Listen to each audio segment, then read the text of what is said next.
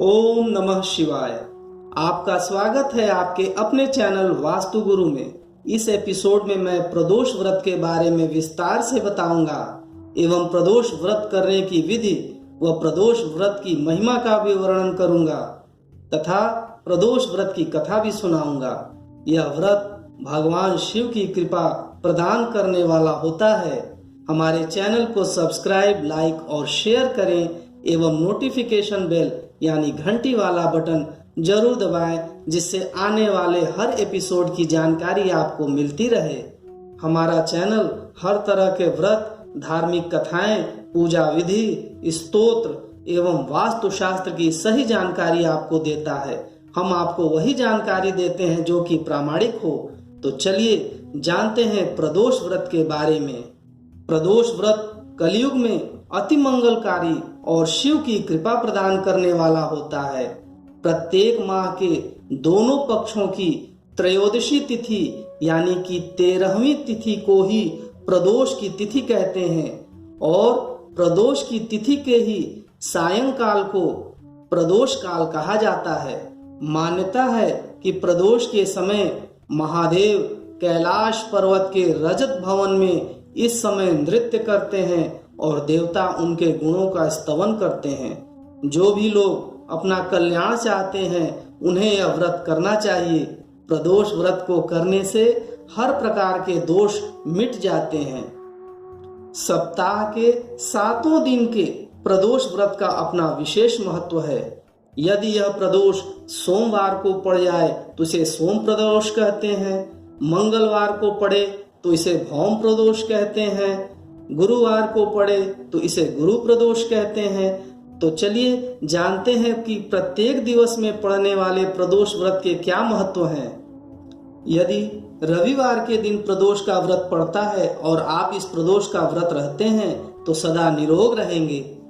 यदि सोमवार के दिन प्रदोष का व्रत पड़ता है तो इसे सोम प्रदोष कहते हैं और इस दिन व्रत रहने से आपकी इच्छा फलित होती है।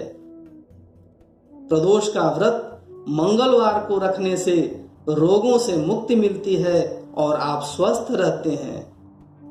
बुधवार के दिन इस व्रत का पालन करने से सभी प्रकार की कामना सिद्ध होती है। बृहस्पतिवार के व्रत से शत्रु का नाश होता है। शुक्र प्रदोष का व्रत सौभाग्य में वृद्धि करने वाला होता है। यदि प्रदोष की तिथि शनिवार को पड़े तो इसे शनि प्रदोष कहते हैं और इस दिन व्रत रहने से पुत्र की प्राप्ति होती है। अब मैं आपको प्रदोष व्रत के महत्व को बताता हूँ, जैसा कि स्कंद पुराण में बताया गया है। इसे ध्यान से सुनिए। इस व्रत के महात्म्य को गंगा के तट पर किसी समय वेदों के ज्ञाता और भगवान के भक्त सूत जी ने शौनकादि ऋषियों को सुनाया था। सूत जी ने कहा है कि कलयुग में जब मनुष्य धर्म के आचरण से हटकर अधर्म की राह पर जा रहा होगा, हर तरफ अन्याय और अनाचार का बोलबाला होगा, मानव अपने कर्तव्य से विमुख होकर नीच कर्म में संलग्न होगा, उस समय प्रदोष व्रत ऐसा व्रत होगा जो मानव को शिव की कृपा का पात्र बनाएगा और नीच गति से मुक्त होकर मनुष्य उत्तम लोक को प्राप्त होगा। सूत जी ने शौनकादि ऋषियों को यह भी कहा कि प्रदोष व्रत से पुण्य से कलयुग में मनुष्य के सभी प्रकार के कष्ट और पाप नष्ट हो जाएंगे। यह व्रत अति कल्याणकारी है। इस व्रत के प्रभाव से मनुष्य को अभीष्ट की प्राप्ति होगी। इस व्रत में अलग अलग दिन के प्रदोष व्रत से क्या लाभ मिलता है यह भी सूत जी ने बताया। सूत जी ने शौनकादि ऋषियों को बताया कि इस व्रत के महात्म्य को सर्वप्रथम भगवान शंकर ने माता सती को सुनाया था। मुझे यही कथा महात्म्य महर्षि वेद व्यास जी ने सुनाया और यह उत्तम व्रत महात्म्य मैंने आपको सुनाया है। प्रदोष व्रत विधान सूत जी ने कहा है कि प्रत्येक पक्ष की त्रयोदशी के व्रत को प्रदोष व्रत कहते हैं। सूर्यास्त के पश्चात रात्रि के आने से पूर्व का समय प्रदोष काल कहा जाता है। इस व्रत में महादेव भोले शंकर की पूजा की जाती है। इस व्रत में व्रती को निर्जल रहकर व्रत रखना होता है। प्रातः काल स्नान करके भगवान शिव की बेलपत्र, गंगा जल, अक्षत, धूप, दीप सहित पूजा करें। संध्या काल में पुनः स्नान करके इसी प्रकार से शिव जी की पूजा करनी चाहिए।